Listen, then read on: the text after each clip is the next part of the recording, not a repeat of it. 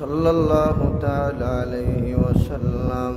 Allah Allah Allah la ilaha amar Allah Allah Allah la ilaha mamina স্বপ্নে দেখেন গর্ভে তার নূর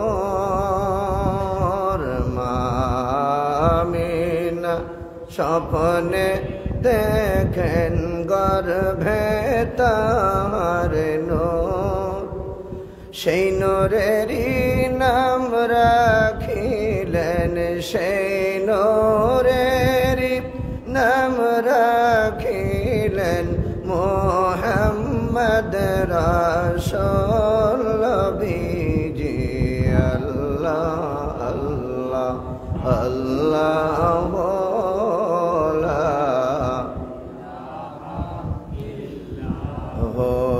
আমার আল্লাহ আল্লাহ আল্লাহ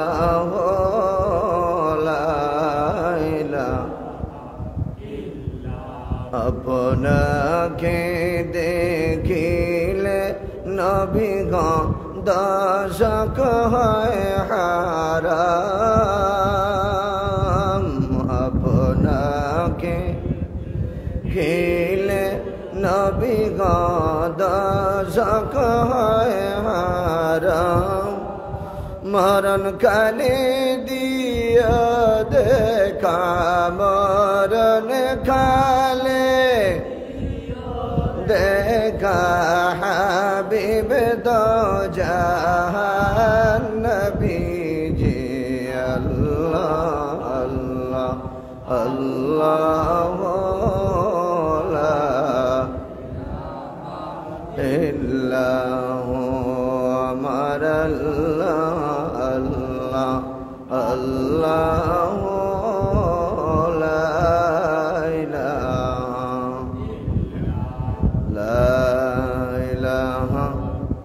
ইল্লাল্লাহু মুহাম্মাদুর রাসূলুল্লাহ সাল্লাল্লাহু তাআলা আলাইহি ওয়াসাল্লাম। আলহামদুলিল্লাহ, আল্লাহ পাকের দরবারে অসংখ্য অগণিত লাখ কোটি শুকর ও সুজুদ। এই পবিত্র শুক্রবার জুমার দিনে ফজিলতপূর্ণ সময়ে আল্লাহর ইবাদতের নিমিত্তে তার ঘর পবিত্র মসজিদে আসার সুযোগ করে দিয়েছেন। আলহামদুলিল্লাহ। সম্মানিত সুধী, যেই রব আমাদেরকে সৃষ্টি করেছেন, যার দয়ার বদৌলতে এই পৃথিবীর জমিনে আমরা আসতে পেরেছি,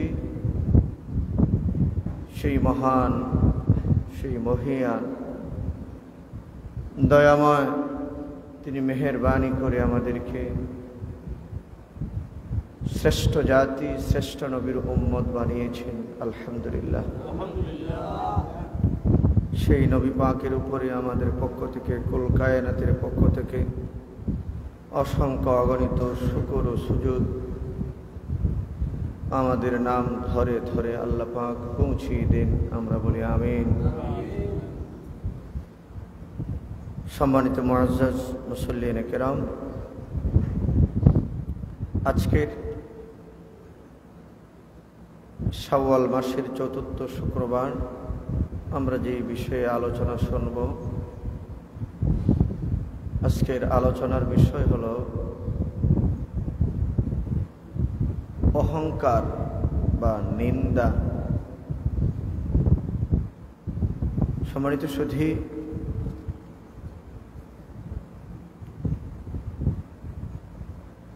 অহংকারের প্রতি নিন্দা জ্ঞাপন একজন খাঁটি মুমিনের বৈশিষ্ট্য।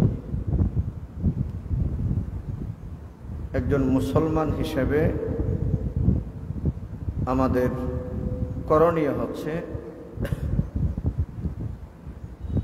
যে অহংকারকে অবজ্ঞা করা, নিন্দা জ্ঞাপন করা, ঘৃণা পোষণ করা।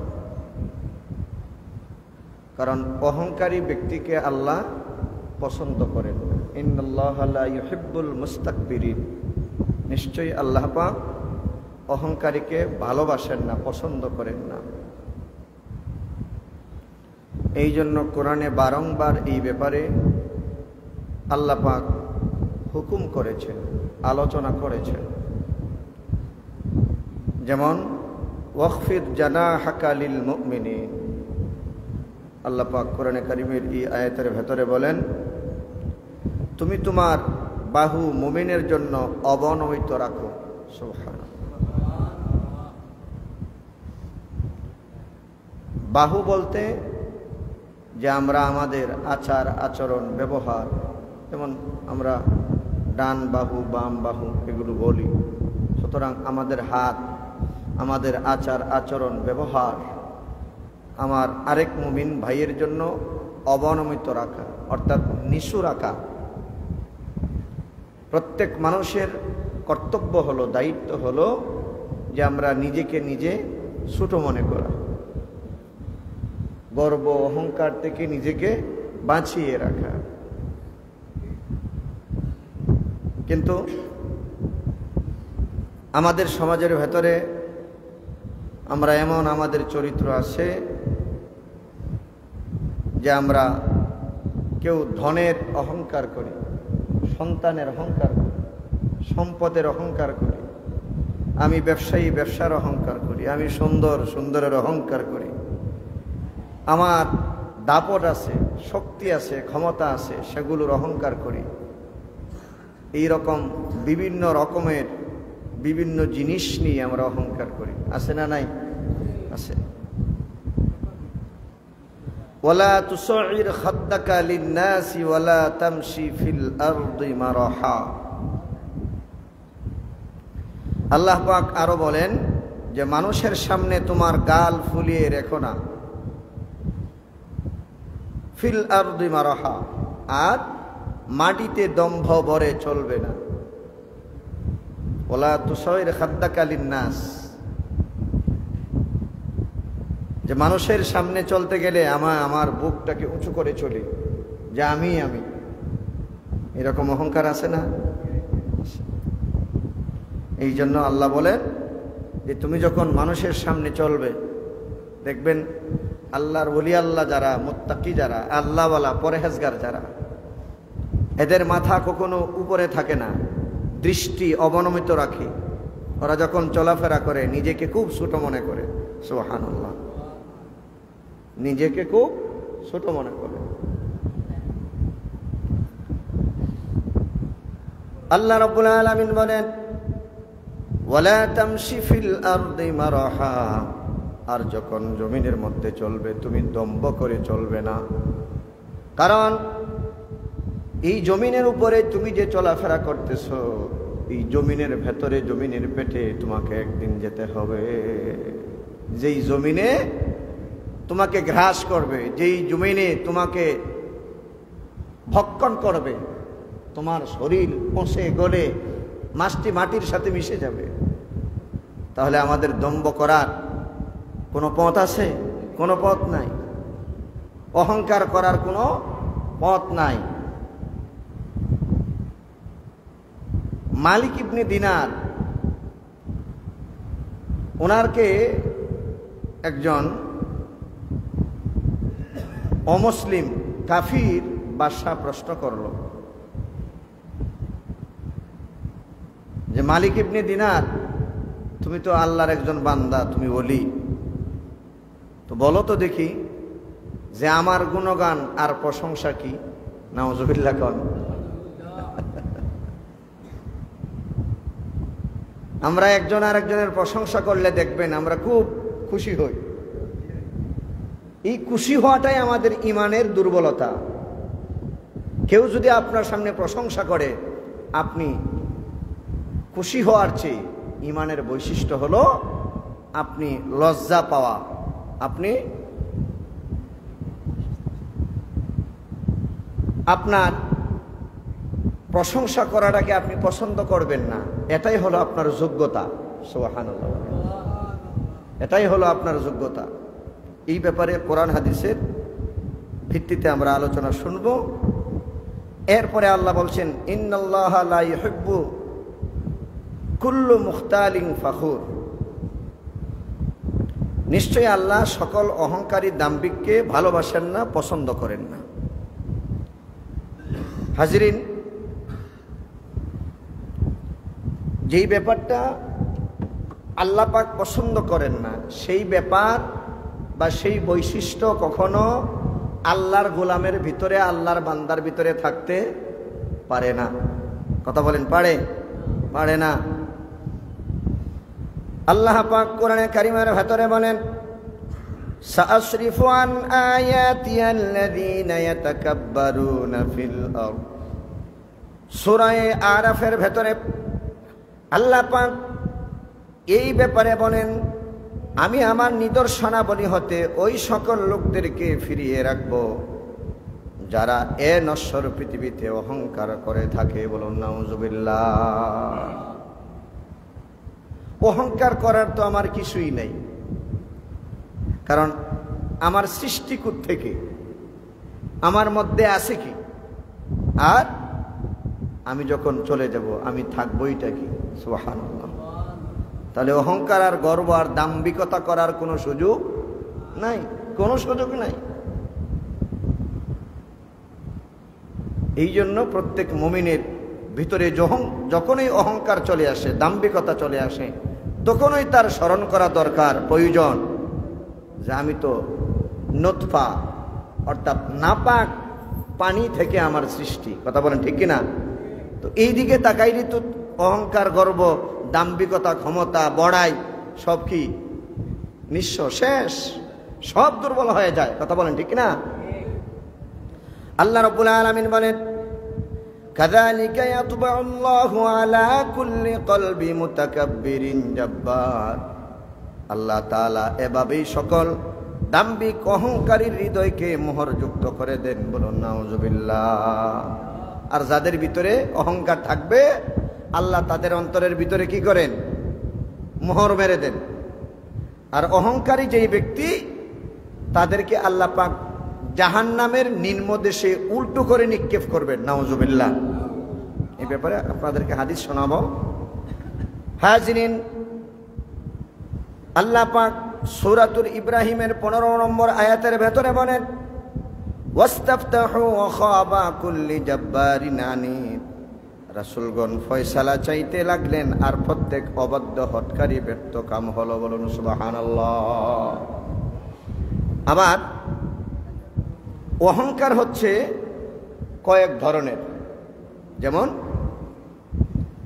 অহংকারের ভিতরে কয়েকটি অহংকার হচ্ছে, বান্দা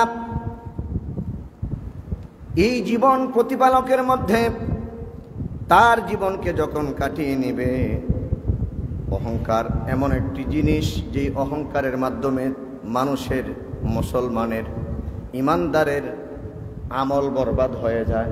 বলুন নাউজুবিল্লাহ। অহংকারের কারণে আমল বরবাদ হয়ে যায়, নষ্ট হয়ে যায়। যেমন অহংকার হচ্ছে 4 প্রকার। অহংকার কয় প্রকার? 4 প্রকার।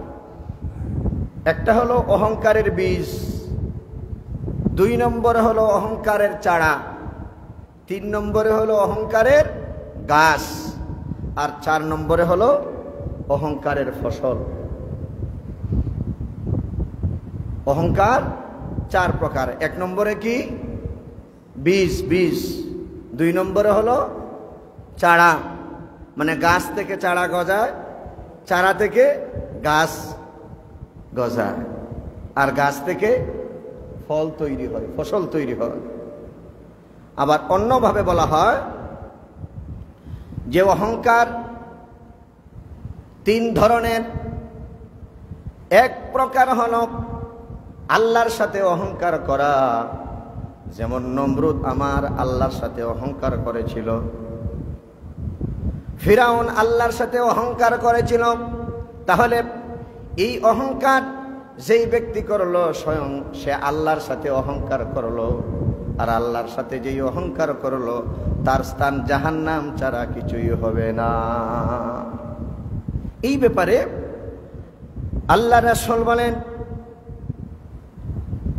হযরতে আবু সালামা ইবনে আব্দুর রহমান রাদিয়াল্লাহু তাআলা আনহু থেকে হাদিস বর্ণিত, একদা সাফা এলাকায় হযরতে আব্দুল্লাহ ইবনে আমর রাদিয়াল্লাহু তাআলা আনহু এবং হযরতে আব্দুল্লাহ ইবনে আমর রাদিয়াল্লাহু তাআলা আনহুর মধ্যে সাক্ষাৎ ঘটে। অতঃপর হযরতে আব্দুল্লাহ ইবনে আমর রাদিয়াল্লাহু তাআলা আনহু চলে গেলেন, আর হযরতে আব্দুল্লাহ ইবনে আমর রাদিয়াল্লাহু তাআলা আনহু তথায় সেখানে তিনি রয়ে গেলেন। তিনি তখন রোদন করছিলেন, কাঁদতেছেন। হযরতে আব্দুল্লাহ ইবনে আমর, হযরতে ওমর রাদিয়াল্লাহু তাআলা আনহুর সন্তান হযরতে আব্দুল্লাহ ইবনে ওমর, আর আব্দুল্লাহ ইবনে আমর হলো আব্দুল্লাহর ছেলে। তো আব্দুল্লাহর ছেলে তিনি চলে গেলেন। হযরতে আমর আল্লাহর নবীর একজন সাহাবী, আর হযরতে ওমরের ছেলে হযরতে আব্দুল্লাহ। তা আব্দুল্লাহ রাদিয়াল্লাহু তাআলা আনহু সেখানে রয়ে গেলেন। উনি যাওয়ার পরে হযরতে আব্দুল্লাহ ইবনে ওমর তিনি কাঁদতেছেন। লোকেরা জিজ্ঞাসা করলো, প্রশ্ন করলো, আপনি কাঁদছেন কেন? তিনি জবাব দিলেন, হযরতে আব্দুল্লাহ ইবনে আমর রাদিয়াল্লাহু তাআলা আনহু বলে গেলেন, আমাকে তিনি বলেছেন যে আল্লাহর রাসূল ইরশাদ করেছেন, মান কানা ফি কলবিহি মিসকালু হাববাতিন মিন খারদালিন মিন কিবরিন আকাব্বাহুল্লাহু মিনান নারি আলা ওয়াজহিহি। যার অন্তরে সরিষার দানা বরাবর অহংকার থাকবে, আল্লাহ রাব্বুল আলামিন তাকে নিম্নমুখী করে জাহান্নামে নিক্ষেপ করবেন। নাউযুবিল্লাহ। সরিষার দানা পরিমাণ, আল্লাহ রাসূল বলেন যে সরিষার দানা পরিমাণ অহংকার যদি কারো ভিতরে থাকে, তাহলে ওই লোকটা জান্নাতি না জাহান্নামী? বলেন, আপনারা কথা বলেন, জান্নাতি না জাহান্নামী? জাহান্নামী, নিঃসন্দেহে, এতে কোনো সন্দেহ নাই। আল্লাহর হাবিব বিশ্বনবী নবী সাল্লাল্লাহু আলাইহি ওয়াসাল্লাম বলেন, লা ইয়াজালুর রাজুলু ইয়াযহাবু বিনাফসিহি হাত্তা ইয়াকতুবা ফিল জাব্বারিনা ফায়ুসিবাহু মা আসাবাহুম মিনাল আযাব। মানুষ নিজেকে বড় মনে করতে থাকে, এভাবে একদিন সে আল্লাহ পাকের দরবারে দাম্ভিক অহংকারীদের অন্তর্ভুক্ত হয়ে যায়। তখন তার উপরে ওই সব আযাব ও গজব নাজিল হতে থাকে যা পূর্বেকার অহংকারীদের উপরে নাজিল হয়েছিল। বলুন নাউযুবিল্লাহ। এই হাদিসের মর্মার্থ হলো যে মানুষ যখন নিজেকে বড় মনে করতে থাকে, এভাবে একদিন সে আল্লাহ পাকের দরবারে দাম্ভিক অহংকারীদের অন্তর্ভুক্ত হয়ে যায়, নাউযুবিল্লাহ। তখন তার উপরে ওই সব আযাব ও গজব নাজিল হতে থাকে যা পূর্বেকার অহংকারীদের উপরে নাজিল হয়েছিল। তাহলে এই হাদিস থেকে আমরা বুঝলাম যে যেই ব্যক্তি নিজের ভিতরে দাম্ভিকতা মানে নিজেকে বড় মনে করে, এই বড় মনে করার কারণে আস্তে আস্তে তার অন্তরের ভিতরে কি হয়, ওই যে হাদিসটা আগে বলছিলাম, হ্যাঁ, প্রথমে কি মনে আছে আপনাদের? প্রথমে বীজ, তারপরে চারা, চারা থেকে গাছ গজা, আর গাছ গজানোর পরে ফসল ধরে, ওই ফসলটাই হলো তার জন্য জাহান্নাম। বলো নাউযুবিল্লাহ। মানে এক নম্বরে বীজ, বীজ ছাড়া তো চারা হয় না, আর চারা ছাড়া তো গাছ হয় না, আর গাছ ছাড়া তো কোনো ফসল হতে পারে না। দেখেন, হযরতে ইব্রাহিম আলাইহিস সালাম নমরুদকে বললেন, নমরুদ তুমি আল্লাহর সাথে অহংকারী করছো, যেই অহংকারের ভয়াবহতা তোমাকে ধ্বংস করবে। এখন বলেন ইব্রাহিম আলাইহিস সালাম ধ্বংস হলো না নমরুদ ধ্বংস হলো? নমরুদ। মুসা আলাইহিস সালামের সাথে ফেরাউন ভাগ বিতনটা যুক্তিতর্ক শুরু হয়ে গেল। সে নিজেকে নিজে খোদা দাবি করলো, নাউজুবিল্লাহ, নিজেকে নিজে খোদা দাবি করলো। সম্মানিত সুধী, আমরা জানি যে হযরতে সুলাইমান পয়গম্বর, তিনি আল্লাহর একজন নবী ছিলেন, পয়গম্বর ছিলেন। সুলাইমান আলাইহিস সালাম জিন, পাখি, চতুষ্পদ জন্তু তার সাথে বের হওয়ার নির্দেশ দিলেন। তারা তার সাথে সফরে যাওয়ার জন্য তখতে সুলাইমানিতে আরোহণ করলো। একটু ভালো করে ফলো করবেন। হিসাব করে দেখা গেল যে মানুষের সংখ্যা হলো 2 লাখ, আর জিনের সংখ্যা তার ঊর্ধ্বে। সুবহানাল্লাহ বলেন। মানুষের সংখ্যা কয় লাখ, আর জিনের সংখ্যা তার চেয়েও আরো বেশি। হযরত সুলাইমান আলাইহিস সালাম তখতে আরোহণ পূর্বক বহু ঊর্ধ্বে, মানে অনেক উপরে চলে গেলেন। এমনকি তিনি আকাশে ফেরেশতাদের তাসবিহ পাঠের আওয়াজ পর্যন্ত শুনতে পেলেন। সুবহানাল্লাহ। যে এই জমিন থেকে তিনি এত উপরে চলে গেলেন যে একদম আকাশের নিকটবর্তী, যেখান থেকে তিনি ফেরেশতারা যে আল্লাহর তাসবিহ পড়তেছে, ওই আল্লাহর তাসবিহ, গুণগান, প্রশংসা ফেরেশতাদের জবান থেকে হযরত সুলাইমান আলাইহিস সালাম শুনতে পেলেন। আর এটা নবীদের দ্বারা কি সম্ভব? নবীদের দ্বারা সম্ভব। তাহলে মানুষ ছিল 2 লাখ, আর জিন ছিল 2 লাখের উপরে।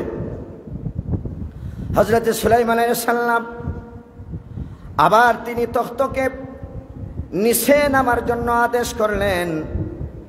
আর হযরতে আল্লাহর পয়গম্বর সুলাইমান আলাইহিস সালাম তখতে সুলাইমানিকে যখন হুকুম দিলেন, নির্দেশ করলেন, নিচে নেমে যাও, তখতে সুলাইমানি এত নিচে নেমে গেল, দেবে গেল, তার পদযুগল অর্থাৎ তার কদম পা সমুদ্রের পানিতে শুয়ে গেল। সুবহানাল্লাহ।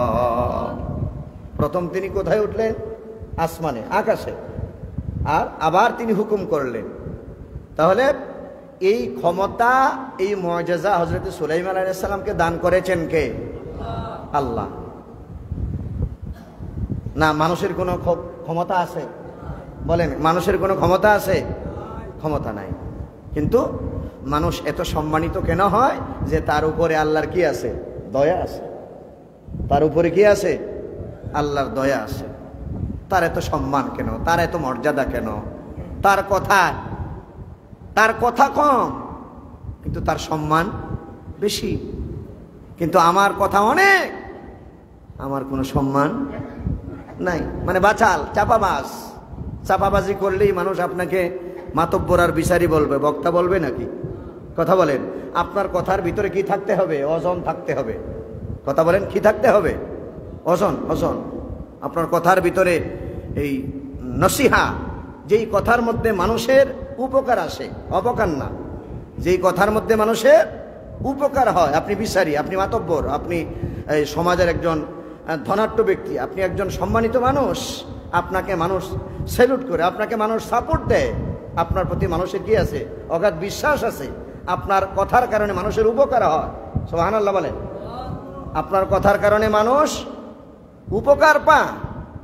সম্মানিত সুধী, হযরত সুলাইমান আলাইহিস সালাম তিনি একদম নিচে চলে গেলেন। পদযুগল তার কদম পানির মধ্যে, সমুদ্রের তলদেশে গিয়ে পানি শুয়ে গেল। সুবহানাল্লাহ। হাদিসে কুদসির ভিতরে তৎক্ষণাৎ আল্লাহ পাক পয়গম্বর নবীকে জানিয়ে দিলেন, সুলাইমান আলাইহিস সালামকে জানিয়ে দিলেন, লাউ কানা ফি কলবি সাহিবিকুম মিসকালু যাররাতিন মিন কিবরিন লাখাসাফতু বিহি আবাদা মিম্মা রাফাতু। যদি তোমার সহচরের অন্তরে এই ব্যাপারে, অর্থাৎ আকাশে যে উড্ডয়ন করলা আবার নিচে থেমে গেলা, তোমার সঙ্গী সাথী যারা আছে, তোমার সহচর, হযরত সুলাইমান পয়গম্বরকে আল্লাহ পাক জানিয়ে দিলেন যে হে আমার পয়গম্বর নবী, আপনার সাথে যারা আছে তাদের অন্তরের ভিতরে যদি এক জাররা পরিমাণ অহংকার দাম্ভিকতা মজুদ থাকতো, তাহলে আমি তাকে যতটা ঊর্ধ্বে তুলেছিলাম ততপেক্ষা নিচে ধসিয়ে দিতাম। সুবহানাল্লাহ বলেন। তাহলে আল্লাহ ইজ্জত দিতেও পারেন, আবার বেইজ্জত করতেও পারেন। এই বিশ্বাস আছে না নাই? ও তুইজ্জু মান তাশা, আল্লাহ যাকে ইজ্জত দেন দুনিয়ার কোনো মানুষের ক্ষমতা নেই তাকে বেইজ্জত করা। কথা কন ঠিক কিনা? আর আল্লাহ যাকে অধঃপতন করবেন, যাকে লাঞ্ছিত করবেন, যাকে বঞ্চিত করবেন, আল্লাহ যাকে বেইজ্জত করবেন, পৃথিবীর কোনো মানুষের ক্ষমতা নাই তাকে ইজ্জত দেওয়ার, সম্মান দেওয়ার। জোরে কোন ঠিক কিনা? তাহলে ইজ্জত এবং সম্মানের মালিক কে? আল্লাহ। সম্মানিত সুধী, তাহলে আমরা এই হাদিস থেকে জানতে পারলাম যে অহংকার আর গর্ব নবীরাও পর্যন্ত করেন নাই। সুবহানাল্লাহ। তাহলে আমি আর আপনি তো নবী হতে পারি নাই, কথা কোন ঠিক কিনা? তবে নবীর উম্মত হতে পেরেছি। তাহলে নবীদের চরিত্রের মধ্যে যা নাই তা যদি আমরা করি তাহলে আমাদের অবস্থাটা ভালো হবে না মন্দ হবে? মন্দ হবে। আমরা যদি নবীদের চরিত্রের ভেতরে কোনো অহংকার নাই, কোনো দাম্ভিকতা নাই, নবী বলতেন ওলা ফখরা আলাই, আমার ভিতরে কি নাই? কোনো অহংকার নাই। বুখারীর সহিহ হাদিস, বুখারীর সহিহ হাদিস যে সমস্ত নবী রাসূল হাসরের ময়দানে সবাই ইয়া নাফসি ইয়া নাফসি বলবে, কিন্তু আমি নবী ইয়া নাফসি ইয়া নাফসি বলবো না। সুবহানাল্লাহ। আমি কবর থেকে, আমার রওজা মুবারক থেকে আমাকে আল্লাহ জিন্দা করবেন সর্বপ্রথম, আমার আগে জিন্দা হয়ে কেউ আখিরাতে যাবে না, আল্লাহর দরবারে যাবে না। সুবহানাল্লাহ। আমি প্রথম মানুষ, আমি কবর থেকে আবার প্রথম উঠবো, আর আমাকে আল্লাহ পাক আল্লাহর অতি নিকটে রাখবেন। তবে শোনো হে উম্মতেরা, ওয়ালা ফখরা আলাই, এটা আমার অহংকার আর গর্ব না। আমার হাতের মধ্যে আল্লাহ পাক লেওয়ায়ে হামদের ঝান্ডা দিবেন, ওই ঝান্ডা নিয়ে হাসরের ময়দানে আল্লাহর দরবারে আমার গুনাহগার উম্মতের জন্য আমি সুপারিশ করব। নবী কি সেটা অহংকার করেছেন? না, হাদিসের শেষে আছে ওয়ালা ফখরা আলাই, এটা আমার কোনো অহংকার না। আমাকে যে আল্লাহ লেওয়ায়ে হাম দিবেন, আমাকে যে আল্লাহ সম্মানিত করবেন, আমাকে যে আল্লাহ মাকামে মাহমুদে বসাবেন। সুবহানাল্লাহ কোন?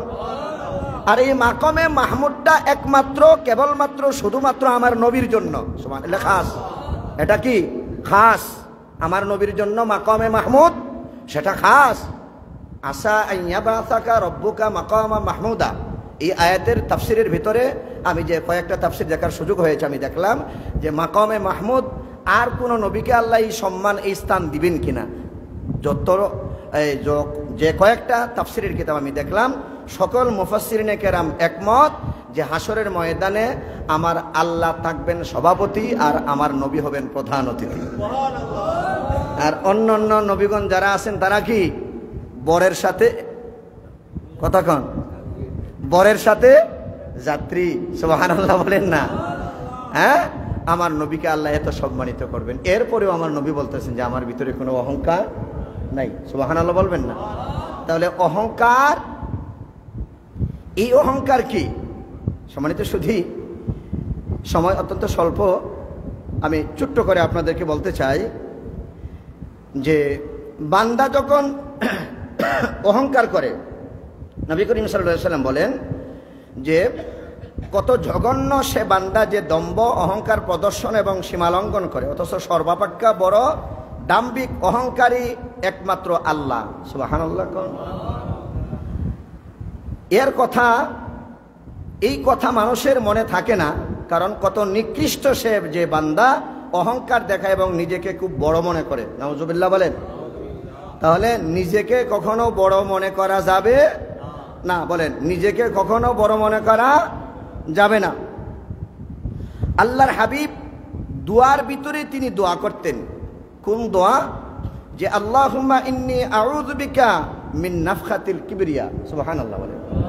আল্লাহুম্মা ইন্নী আউযু বিকা মিন নাফখাতিল কিবরিয়া, অর্থাৎ হে আল্লাহ পাক, আমি আপনার কাছে দাম্ভিক অহংকারের নিঃশ্বাস হতে পানা চাই। সুবহানাল্লাহ বলেন। অহংকার এবং দাম্ভিক, ওই যে কোরআনে আয়াত আমি আপনাদের কাছে পড়ছিলাম যে ওয়াকফিদ জানাহাকা লিল মুমিনিন, হে মুমিন মুসলমান ইমানদার আমার গোলাম, তুমি তোমার মুমিন ভাইয়ের জন্য তোমার বাহুকে অবনত করো, সুবহানাল্লাহ, করো, অবনমিত মানে নিচু করো। তাহলে কোনো মানুষের সামনে আমার বাহুকে, আমার অহংকার, আমার গর্বকে, আমার মাথাকে উঁচু করা যাবে না, এবং সেটা মুমিনের বৈশিষ্ট্য নয়। বলেন, সেটা কার বৈশিষ্ট্য নয়? মুমিনের বৈশিষ্ট্য নয়। কারণ ওয়ালা তুসাইর খাদ্দাকা লিন্নাসি ওয়ালা তামশি ফিল আরদি মারহা, আল্লাহ পাক কোরআনে কারীমের এই আয়াতের ভেতরে বলেন ওয়ালা তামশি ফিল আরদি মারহা ওয়ালা তুসাইর খাদ্দাকা লিন্নাস। এই মানুষের ভিতরে একদল মানুষ আছে, যেই মানুষগুলা ভম্ব করে হাঁটে, মাটিতে বিচরণ করে, আবার মানুষের সামনে গাল ফোলাইয়া রাখে। আছে না নাই? কথা বলেন, আছে না নাই? সালাম দিলে সালামের জবাব দেয় না। ও আল্লাহ রে, বহুত বড় কথা বলেন, ঠিক না? সালাম দিলে সালামের জবাবটা পর্যন্ত দেয় না। গাড়িতে উঠছে, ও মা ফার্স্ট কোয়ালিটি, তাকে সালাম দিচ্ছেন, আপনার প্রতি কোনো অনুরোধও রাখে না, করেও না। কথা বলেন, ঠিক না? এরকম মানুষ আছে না নাই? সালাম দিব, একজন সালাম দিল, সে জানে সালামের ভিতরে কি আছে, সোয়াব আছে। তারও যিনি সালাম দিচ্ছেন ওই ব্যক্তিরও উপকার, যাকে সালাম দেওয়া হচ্ছে তারও উপকার, যেরকম, ঠিক না? অথচ সালাম দেওয়ার পরে সালামের জবাবটা দেওয়ার তার সময় নেই। সালাম আরেকজনে দিচ্ছে, সে একজন ভিক্ষুক, সে একজন অসহায়, সে একজন দুর্বল, সে একজন বিদেশি, সে একজন মুসাফির। এইরকম কালচার অনেক সমাজের ভিতরে, অনেক মানুষের অন্তরের ভেতরে আছে। আছে না নাই? হ্যাঁ বাবা, ওই লোকটা বিদেশ থেকে আসছে, তার কোনো সম্মান নাই। দেখা গেল অনেক ব্যবসায়ীরা ব্যবসা করতেছেন, এই বাজারে আরো ব্যবসায়ী আছে, কিন্তু যিনি লোকাল, আনলোকালকে খুবই তুচ্ছ তাচ্ছিল্য করে কথা বলে। না, মানে আমাদের এলাকায় নাই। কি বলেন বাবারে, এই দুনিয়া সবাই মুসাফির। গতকালকে কেশবপুরে এক জানাজায় আমি গিয়েছিলাম, সেখানে এই কথাটা আমি বলেছিলাম, আমার মনে আছে, যে সম্মানিত সুধী, এই দুনিয়াতে সবাই কি মুসাফির? কথা বলেন, ঠিক না? হ্যাঁ, কেউ থান কিনা না, সবাই বৈতল। গ্রাম্য ভাষায় কথাটা বলে ফেললাম, কষ্ট নিয়েন না আপনারা। কথা বলেন, ঠিক কিনা? আমার কথার সাথে মনে হয় একমত হতে পারেন নাই। এটা নবীর হাদিস বলছি, কুন ফিদ দুনিয়া কাআন্নাকা গরীবুন আও আবিরু সাবিলিন, রাওয়াহুল বুখারী। বুখারী শরীফের হাদিসের ভিতরে আল্লাহ রাসূল বলছেন যে এই পৃথিবীটা হলো তোমার জন্য মুসাফিরখানা। তুমি একজন মুসাফির, তুমি একজন পথ চলা মুসাফির। তোমার পথ চলা যখন শেষ হয়ে যাবে, তখন তোমার সব কিছু বন্ধ হয়ে যাবে। কথা বলেন, ঠিক কিনা? সম্মানিত সুধী, সুতরাং সময় আমাদের স্বল্প, আমি আর দীর্ঘায়িত করছি না। এই কথাটা আমরা যেন মনে রাখি যে অহংকার, গর্ব আর দাম্ভিকতা কোনো মানুষের হতে পারে না। অন্যত্র আল্লাহ রাসূল বলেন যে আল্লাহ রব্বুল আলামিন ইরশাদ করেছেন যে অহংকার আর গর্ব হলো আমার গায়ের চাদর। সুবহানাল্লাহ বলেন। সংক্ষেপে আমি শর্ট করে আপনাদেরকে বলে দিচ্ছি, অহংকার আর গর্ব, দাম্ভিকতা, এটা কার চরিত্র? আল্লাহর। তাহলে আল্লাহর গায়ের চাদর নিয়ে টানাটানি করলে আমাদের লাভ হবে না ক্ষতি হবে? দরুদ শরীফ পড়ুন, আল্লাহুম্মা।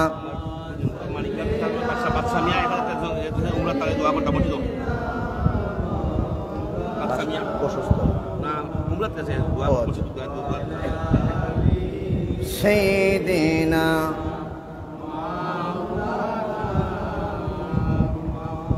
আল্লাহুম্মা। তোমার ভাই নাম কি? তাজুনের? হ্যাঁ, ওকে। ওয়ালা আলি সাইয়্যিদিনা।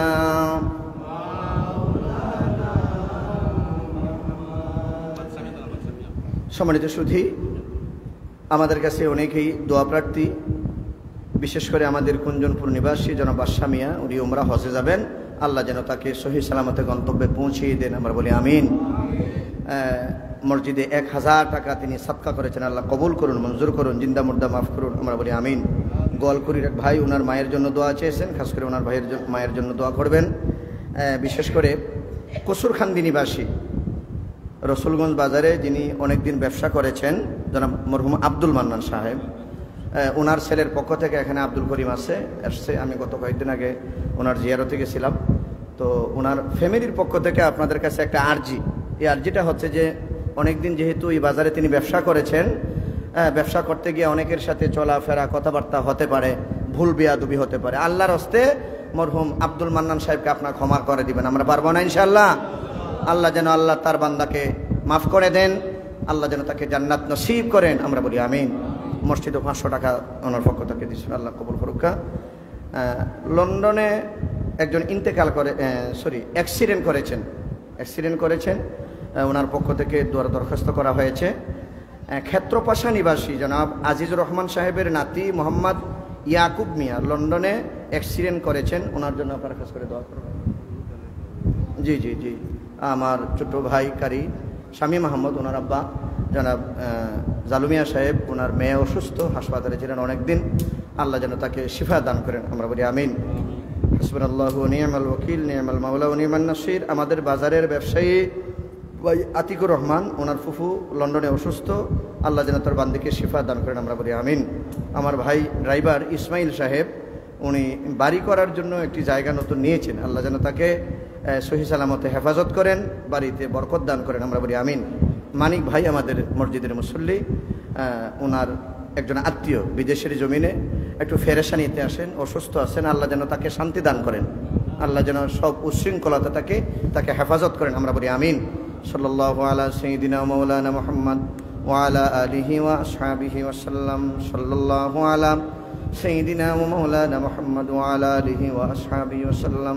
আস্তাগফিরুল্লাহ, ইন্নাল্লাহা গফুরুর রহিম। আস্তাগফিরুল্লাহ রাব্বি মিন কুল্লি যামবিন ওয়া আতুবু ইলাইহি, লা হাওলা ওয়া লা কুওয়াতা ইল্লা বিল্লাহিল আলিয়্যিল আযীম। সুবহানাল্লাহি ওয়া বিহামদিহি। আলহামদুলিল্লাহ, বড় ভালো লাগলো। আমি হাসতেছি এই জন্যই যে একজন মানুষ একটা ব্যাপারের দোয়া চাইছেন, আমার এই ভাই। আমার জীবনে মনে হয় এই প্রথম, আর পাইছি কিনা সন্দেহ, যে এই বিষয়টা আমি বলতেছি না, অত্যন্ত ভালো লাগলো ওনার কথাটা। আল্লাহ যেন ওনার জায়েদ মাকসুদে পূরণ করে দেন। ওই যে একটু আগে যে ওয়াজ করলাম, এই ওয়াজের চরিত্রটা ওই ভাইয়ের কাছে ফুটে উঠেছে, আলহামদুলিল্লাহ বলে। মানে আমার আর আপনার মাঝে কি আছে? ভেজাল আছে, অহংকার আছে, আছে না? হ্যাঁ, একজন আপনাকে গালি দিল, আপনার ক্ষতি করলো, তার ক্ষতি করার দরকার না, আপনি ধৈর্য ধরেন, দেখবেন ওই ভাইটা পরের দিন এসে আপনার কাছে মাপ চাইবে। এটা আছে না? এরকম বহু আছে। আর যিনি ক্ষমা চান, যিনি মাপ চান, তাকে মাফ করে দেওয়া হচ্ছে আল্লাহর বান্দার, মুমিন বান্দার বৈশিষ্ট্য। কেউ যদি আমার কাছে ক্ষমা চায়, তাকে মাফ করার দরকার না। আমি যদি তাকে ক্ষমা করে দিই, আমার ভাইয়ের ভুলটা যদি আমি শুধরিয়ে দিই, আল্লাহ আমাকে ক্ষমা করে দিবেন। এটা একদম সঠিক। আল্লাহ যেন আমাদের সকলকে বুঝদান করেন, হিংসা বিদ্বেষ অহংকার যেন আমরা না করি। আমরা সকলেই আল্লাহর গোলাম, যেরকম ঠিক না? আমরা সকলেই সমান, কে বড় কে ধনী কে গরিব, আমাদের কাছে কোনো কি নাই। এখানে যত মুসল্লিরা আসছেন, কেউ কি বলতে পারবেন এখানে কোটিপতি আছে, লাখপতি আছে, সম্পদশালী আছে, রাজনীতিবিদ আছে, ধনী আছে, গরিব আছে? কেউ বলতে পারবেন যে তুমি আমার সাথে দাঁড়াইও না, পিছনে যাও? এই কথা বলা যাবে? এই কথা কখনো বলা যাবে না। আল্লাহ যেন আমাদের, সবাই আমরা আল্লাহর গোলাম, আল্লাহ যেন কবুল করেন, আমরা বলি আমিন, আল্লাহুম্মা আমিন। আলহামদুলিল্লাহি রাব্বিল আলামিন, ওয়াসসালাতু ওয়াসসালামু আলা সাইয়্যিদিল মুরসালিন ওয়া আলা আলিহি ওয়া আসহাবিহি আজমাইন। মাবুদ, আমরা যা বলেছি এবং শুনেছি, আল্লাহ সর্বপ্রথম আমাকে আমল করার তৌফিক দাও। আল্লাহ আমার অন্তর থেকে, ভিতর থেকে, কলিজা থেকে, হৃদয় থেকে, দেহ থেকে হিংসা বিদ্বেষ অহংকার দূর করে দাও। আমার মুসল্লি যারা শুনেছেন, সকলকে আমল করার তৌফিক দাও। আল্লাহ, কেউ যদি আমল করে, এর উসিলায় আমি গুনাহগারকে তুমি ক্ষমা করে দিও। হাসরের ময়দানে কি জবাব তোমার দরবারে দিব? আল্লাহ, আমরা তো গুনাহগার, আমরা তোমার সাধারণ গোলাম। আল্লাহ, আমরা তোমার বান্দা, তুমি আমরার মুনিব। আল্লাহ, তুমি আমাদের চাওয়া পাওয়া প্রার্থনারে তুমি কবুল ও মঞ্জুর করে নাও। জীবনে যত ভুল করেছি, আল্লাহ, অসংখ্য মানুষের পাশে বসে তোমার কাছে স্বীকার করতেছি আমরা ভুল করেছি, আমরা ভুল। আল্লাহ, আমরা গুনাহগার, আমরা মানুষ, আমাদের ভুল হতে পারে। তোমার দয়া গুণে আমাদেরকে মাফ করে দাও। আমাদের পক্ষ থেকে অগণিত দুরুদ ও সালাম নবীজির খেদমতে পৌঁছিয়ে দাও। মা হারা, বাবা হারা এতিমদের হাতকে তুমি কবুল করো। আল্লাহ, এখানে অনেক মানুষ মায়ের জন্য চোখের পানি ছেড়ে দিয়ে কাঁদতেছে। বাবার জন্য চোখের পানি ছেড়ে দিয়ে কাঁদছে। আল্লাহ এতিমদের মা বাবাকে তুমি মাফ করে দাও।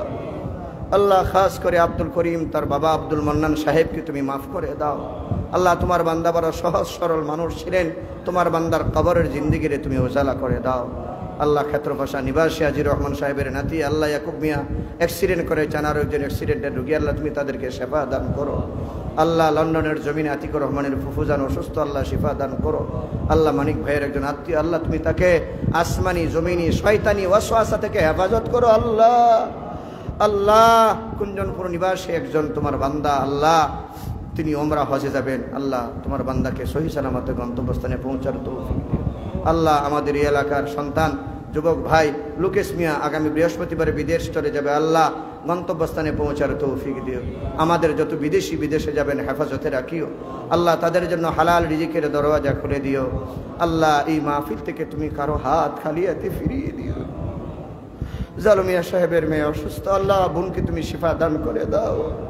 আল্লাহ আল্লাহুম্মা ইয়া সালাম সালামুন কাওলাম মির রাব্বির রহিম। আল্লাহ আমার মুয়াজ্জিন সাহেব, ইয়া আল্লাহ তুমি তোমার বান্দার বাবাকে মাফ করে দাও, ওনার নানার কবরের মধ্যে গরিকে রহমত এনায়েত করো। মা জননী বেঁচে আছেন, স্ত্রী পুত্র সকলের হায়াতে তুমি বরকত দান করে দাও। আল্লাহ আরো যারা দেশে বিদেশে হাসপাতালে বিমারি তুমি শিফা দান করো। আল্লাহ ফিলিস্তিনের মুসলমানদেরকে সাহায্য করো। কাশ্মীর গাজা আল্লাহ ভারতের মুসলমানদেরকে সাহায্য করো। আল্লাহ জালিমদের জুলুম থেকে তুমি রক্ষা করো। আল্লাহ ফাল্লাহু খায়রুন হাফিজা ওয়া হুয়া আরহামুর রাহিমিন। আল্লাহ যাদের সন্তান নেই তুমি নেক আওলাদ দিয়ে পুরা কলিজাকে ঠান্ডা করে দাও। আল্লাহ তোমার দরবারেতে কোনো কিছুর অভাব নাই রে মাবুদ। আমাদের যাদেরকে সন্তান দিয়েছ নেক আওলাদ হিসেবে কবুল করে নাও। নাসআলুকা ইয়া আল্লাহ মাসআলাতাল মিসকিন। আল্লাহ জিলানির ভাই মিন্টু আল্লাহ বিদেশের জমিনে ইতালিতে চলে যাবেন, সহি সালামতে যাওয়ার তৌফিক দিও। আল্লাহ খাস করে আমার বাজারের ব্যবসায়ীদেরকে তুমি হেফাজত করো। সকল ব্যবসায়ীদের ব্যবসার মধ্যে বরকত দাও। চাকুরিজীবী, শ্রমজীবী, কর্মজীবী, ড্রাইভার, আল্লাহ অসহায় দরিদ্র প্রত্যেকের হালতের উপর তোমার রহমতের নজর ফরমাও। আল্লাহ যত মানুষ দরখাস্ত করছেন কবুল ও মঞ্জুর করো। আল্লাহ আমাদের মন থেকে হিংসা বিদ্বেষ অহংকার দূর করে দাও। আমাদের সকলের মধ্যে মিল মহব্বত ভালোবাসার সেতুবন্ধন তৈরি করে দাও। আমার এক ভাই এই ব্যাপারে দোয়া চেয়েছেন, আল্লাহ তুমি কবুল করো। আল্লাহ ওই ভাইদের মধ্যে মিল মহব্বত পয়দা করে দাও। ওয়া সালামুন আলাল মুরসালিন ওয়া আলহামদুলিল্লাহি রাব্বিল আলামিন।